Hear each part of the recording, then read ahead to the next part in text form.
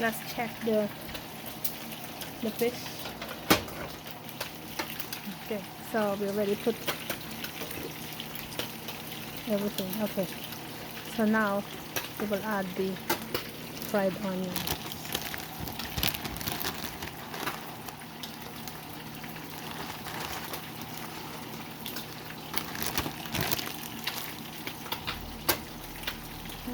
That's it, yeah. It's done already.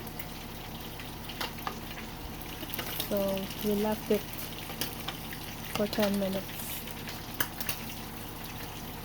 We let it boil for 10 minutes. So let's taste it.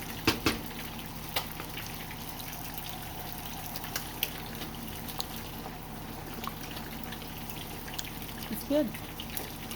Perfect taste. Sour and sweet. But the sweetness is not that sweet, you know. But you can be able to, yeah. Do it. Okay, thank you for the likes and subscribe. I'll see you around. Thank you. Bye bye. Take care.